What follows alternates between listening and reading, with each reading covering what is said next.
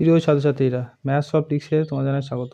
আজ সমাধান করব নবম শ্রেণীর কোষে দেখি 2-এর 1-এর দাগের 2-একটা অঙ্কতে আছে 125-এর to the power -2 into 16 to the power -3/2 এর পুরোটার টু দি পাওয়ার -1/6। এটাও সমাধান করতে গেলে প্রথমে দেখো, এটা লিখলাম 125, এটার সঙ্গে এটা গুণ হবে, -2 এর সঙ্গে -1/6 গুণ হবে, তাহলে হবে -2 ইন্টু 1/6 ইন্টু 16 ইন্টু -3/2 ইন্টু 1/6।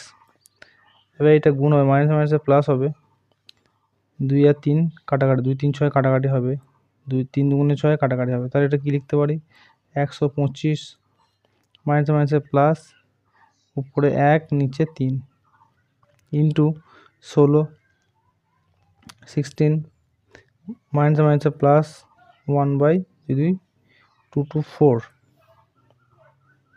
তারপরে 125-এর মাথায় কত হচ্ছে 1/3, এটা কীভাবে লিখতে হবে, তার মানে হচ্ছে 125-এর ঘনমূল বার করতে হবে ইন্টু 16-এর মাথায় কত আছে 1/4, এটা মানে হচ্ছে এরকম √4।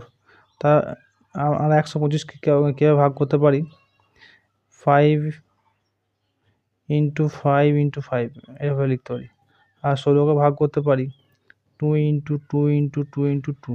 আমরা ভাগটা এইভাবে করতে পারি, 125কে 5 দিয়ে ভাগ করলে 5 দুগুণে 10, 5 5 25, 5 5 25। তাহলে এটা 125-এর জায়গায় কী লিখতে পারি, বাইরেগুলো গুণ 5 ইন্টু 5 ইন্টু 5। আর 16কে ভাঙতে গেলে আমরা কী করতে পারি, 2 8 16, 2 4 8, 2 2 4। তাহলে কটি 2 ইন্টু 2 ইন্টু 2 ইন্টু 2।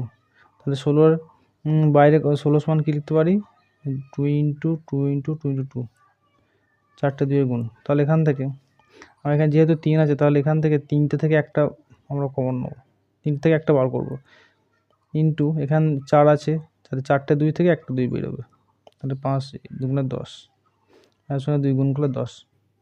আশা করি অঙ্কের সমাধানটি বুঝতে পেরেছ। ধন্যবাদ।